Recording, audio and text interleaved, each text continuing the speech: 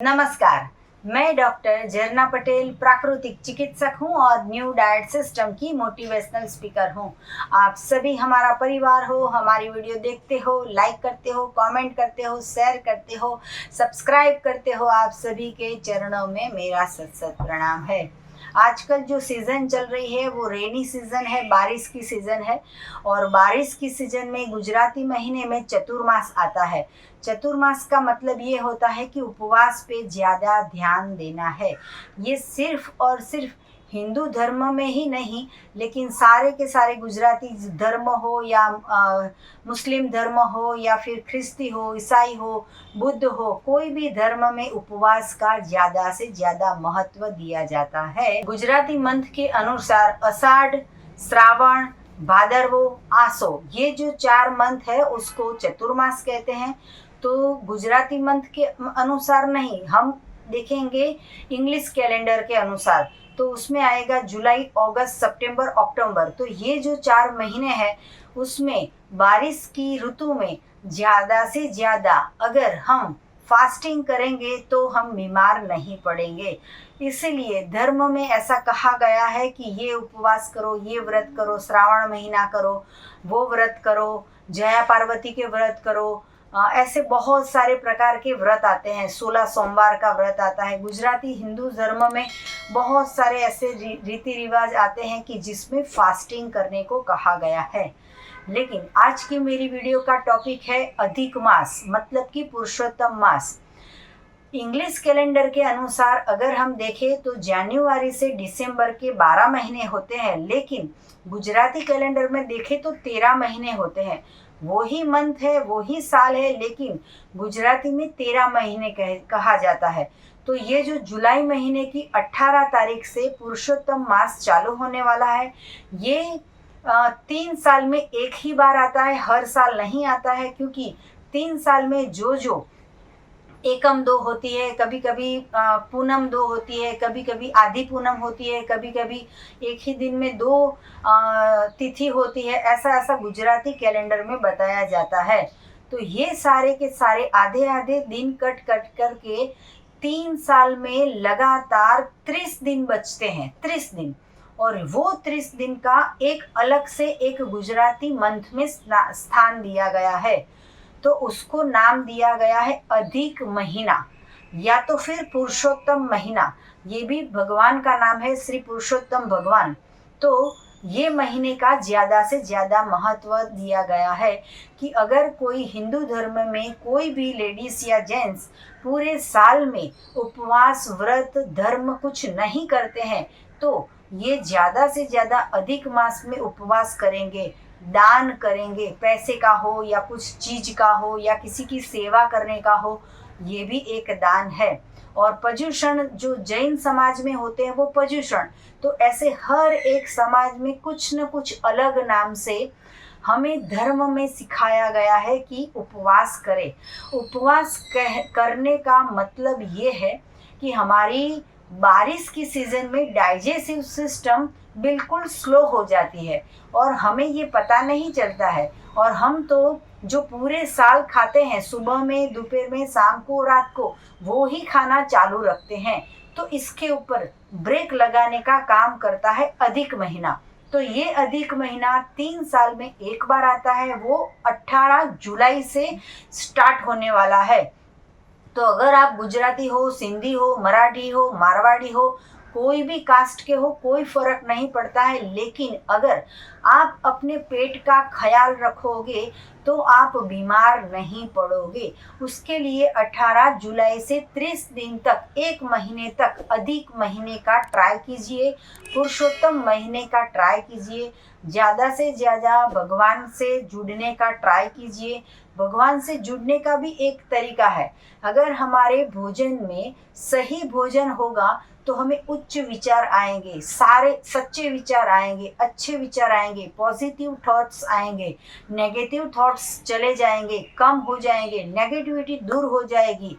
तो ये सारा तब होता है जब हमारे पेट में फलाहार होता है। तो ईश्वर की कृपा से ये मंथ में ऐसा कहा जाता है कि ज़्यादा से ज़्यादा फलों का सेवन करना है।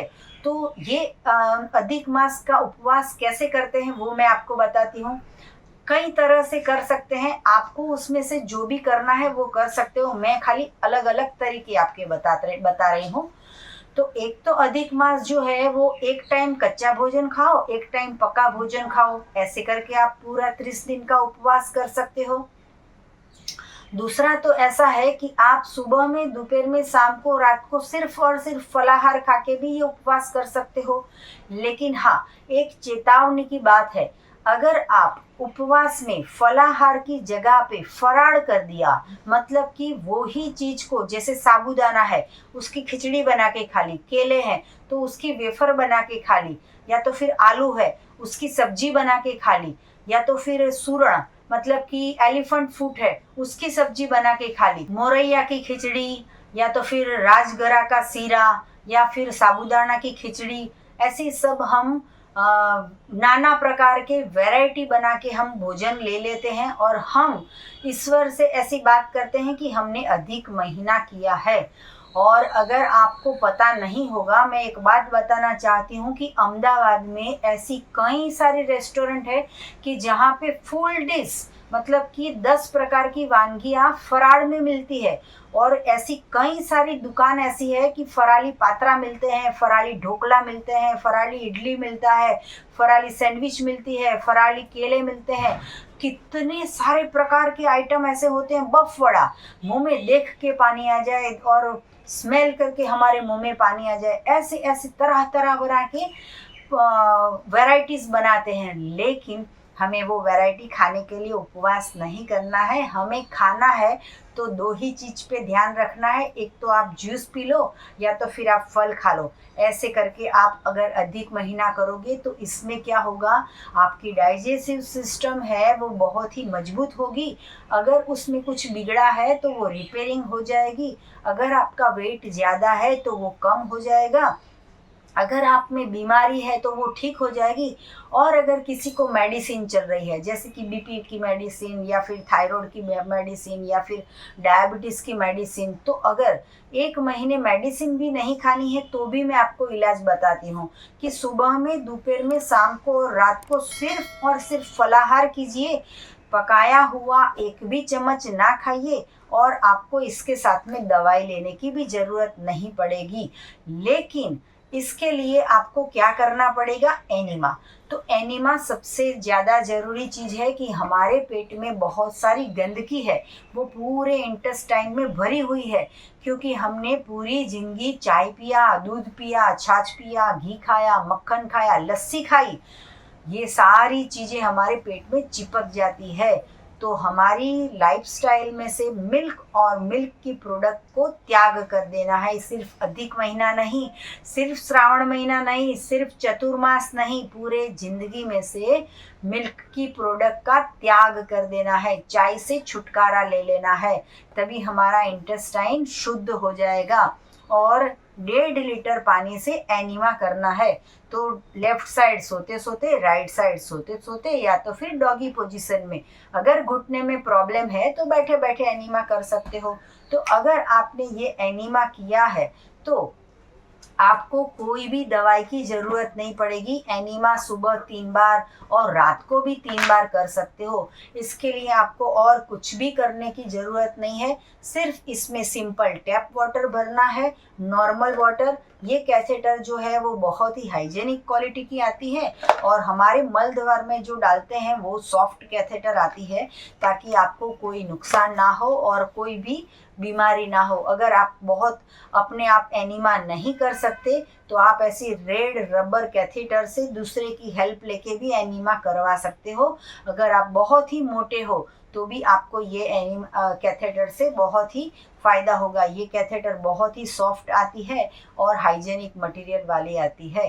तो आपका अधिक महीना आप कैसे कर रहे हो ये हमें फीडबैक दीजिए और आप स्वस्थ हो जाइए। आपके शरीर में जो भी विकार है, जो भी गंदगी है, जो भी टॉक्सिन्स है, वो सारे के सारे को निकालने के लिए स्पेशल परमात्मा ने हमारे गुजराती मंथ में अधिक महीने का ये नाम देके उपवास के ऊपर ज़्यादा से ज़्यादा फोकस किया है। तो हमें अधिक महीना हो या श्रावण महीना हो या पुरुषोत्तम महीना हो या चतुर्मास हो, जब भी बारिश आती है तो हमारी डाइजेस्टिव सिस्टम को रेस्ट देना चाहिए। तो एक ही टाइम खाना चाहिए, कम से कम खाना चाहिए और दूध की प्रोडक्ट का त्याग करना चाहिए। तो अधिक मास के लिए मैं एक और भी टिप्स देना चाहती हूँ और वो है नमक। तो ये जो सीज़न चल रही है उस वक्त आपके शरीर में सूजन आ जाती है, या तो फिर शरीर भारी हो जाता है, या फिर आलस आ जाती है, या तो फिर लेटे रहने का शरीर को मन करता है। तो ऐसे सीज़न में कम से कम नमक का प्रयोग कीजिए। बीपी हो या बीपी ना हो, कम से कम नमक खाइए, क्योंकि जो भी फ्रूट्स भगवान ने बनाए उसमें भगवान ने ऑलरेडी नमक डाल दिया है।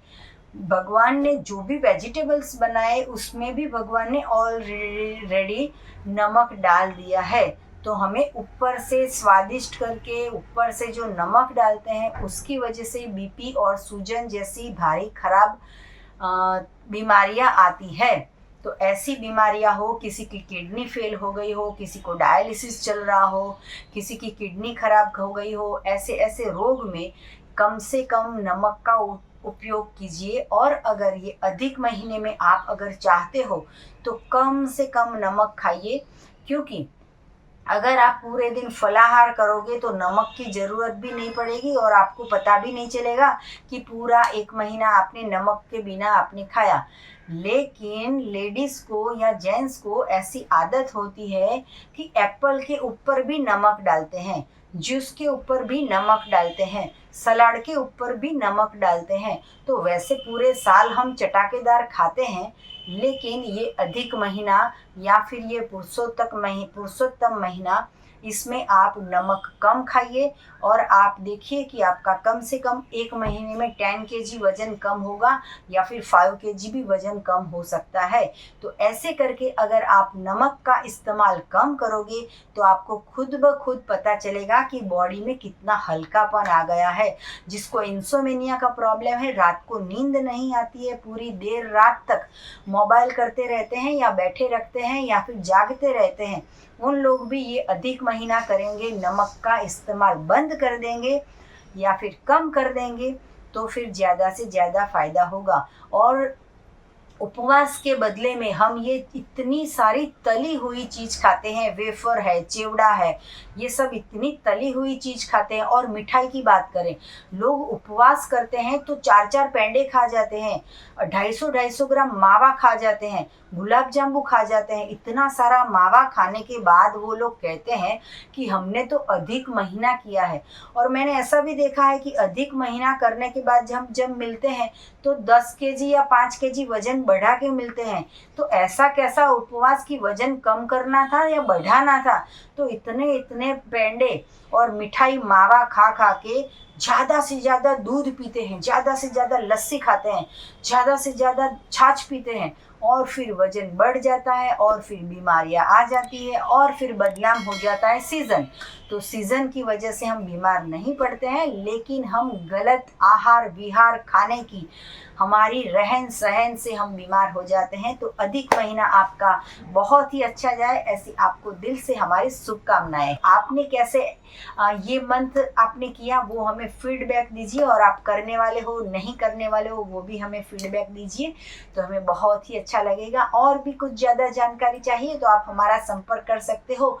मेरा फ़ोन नंबर है 9824317955। सुबह में 10 बजे और 12 बजे के बीच में आप मुझे कॉल कर सकते हो। अहमदाबाद के नारायणपुरा में मेरा NDS हेल्थ सेंटर है, जहां निःशुल्क में आके आप हमसे मिल सकते हो। अगर आपको मिलना है तो यही नंबर पे व्हाट्सएप पे मैसेज करके अपॉइंटमेंट लेके आप हमसे मिल सकते हो। और अगर आपको एनीमा पॉड चाहिए तो यही वीडियो के नीचे डिस्क्रिप्शन बॉक्स में हमारी वेबसाइट है, वहाँ पे ऑर्डर कर सकते हो, या तो फिर व्हाट्सएप से भी ऑर्डर कर सकते हो। सदा स्वस्थ रहो, सदा खुश रहो, सदा तंदुरुस्त रहो, सदा हंसते रहो, सदा हंसाते रहो, ऐसी शुभकामनाओं के साथ। थैंक यू, आभार, प्रणाम, नमस्कार, बाय।